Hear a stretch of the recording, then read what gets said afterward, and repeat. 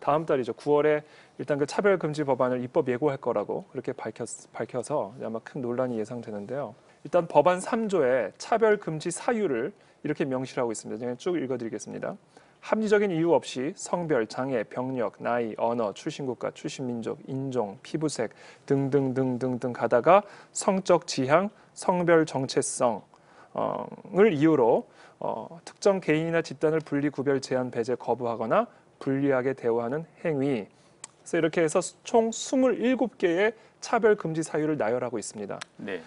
그리고 같은 법안 3조에서 이 차별금지 사유에 해당하는 이 차별 행위가 어떤 것인지를 또 구체적으로, 그러니까 어떤 행위를 하면 차별인지 구체적으로 정의를 해놨는데 그걸 제가 읽어드릴게요. 개인이나 집단에 대하여 존엄성을 해치거나 수치심, 모욕감, 두려움을 야기하거나 적대적, 위협적, 모욕적인 분위기를 조성하는 등의 방법으로 네. 신체적, 정신적 고통을 주는 일체의 행위를 말한다. 이거 되게 주관적인 행위들입니다. 네. 어떻게 측량할 수 없는. 근데 만약에 이 같은 규정을 누군가가 위반을 해서 아까 예를 들었던 것처럼 목사가 동성애는 죄다라는 설교를 했을 때 수치심, 모욕감을 받아서 이와 같은 차별 행위를 받았다라고 주장을 하면 국가인권위원회법 같은 경우는 그냥 조사 정도에서 끝날 수 있지만 이 차별금지 법안은 민사상 손해배상을 청구하게끔 되어 있고 어떤 법이니까 그리고 특별한 조건을 맞추면 형사상 처벌 2년 이하의 징역 그리고 1년 1,000만 원 이하의 형사 처벌도 받게끔 그렇게 규정을 해놓았습니다.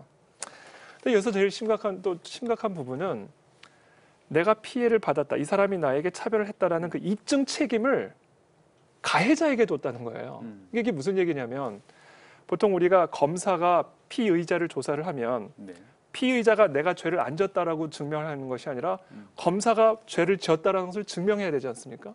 그러니까 입증 책임이 검사에게 있는 거예요. 그래서 검사가 입증을 못하면 무죄입니다. 근데 이 법안의 경우는 어떤 거냐면 가해자가 나 차별 안 했어라는 것을 증명을 해야 되는 거예요.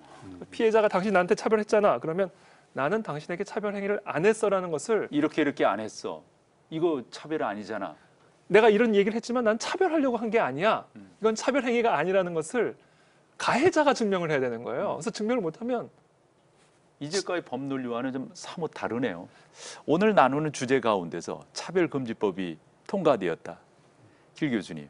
예, 제가 이럴 때 조금 하실 더 말씀이 있을 것 같아요. 조금 더 설명을 드리면 이 조금 전에 말씀하신 것처럼 차별이라는 게 구별조차 해서는 안 되는 겁니다. 차별이 안에 구별이라는 의미가 있어요. 그래서 차별 금지이라면 어떻게 보면은 우리가 손가락질하고 뭐 이렇게 하는 것도 금지시키는 거지만 또 윤리적으로 아무런 문제가 없다고 생각해야 됩니다. 그래서 동성애가 만약에 차별금지법안에 딱 들어오게 되면은 그때부터 우리는 동성애를 정상이라고 생각을 해야 돼요. 만약에 내가 비윤리적이라고 생각하고 행동하면은 다 처벌 대상이 됩니다.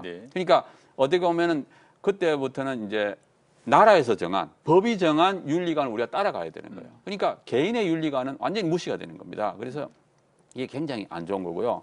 또 아까 말씀드린 것처럼 표현의 자유를 잃어버립니다. 공공장소에서 동성애를 비윤리적이라 하면은 이제 처벌을 받게 되고 또 학교에서는 아주 동성애는 정상이라고 아주 가르칩니다. 그러니까 우리가 지금 교과서가 문제가 있다고 항의를 할 수 있는데 만약에 법이 만들어지고 지면 항의할 수 없습니다. 왜냐하면 법이 그렇게 가르치고 있거든요. 그래서 미국이나 캐나다 가면 무섭습니다. 정말 얼마나 철저하게 어린아이들한테 동성애는 정상이고 동성결혼이 정상이라는 것을 초등학교 1학년 때부터 아주 철저하게 가르쳐요. 얼마나 철저하게 가르치는지 모릅니다. 그러니까 결국엔 그렇게 하면 무너지게 되거든요. 그리고 사실은 많은 피해를 받고 우리가 직장 생활하나 뭐 모든 것에서 우리가 피해를 받습니다. 그래서 요거는 우리가 꼭 막아야 되고 또 결국엔 이게 동성결혼으로 가게 됩니다. 그러니까 차별금지법이 그다음에 동성결혼 합법화로 가게 되니까 막아야 됩니다.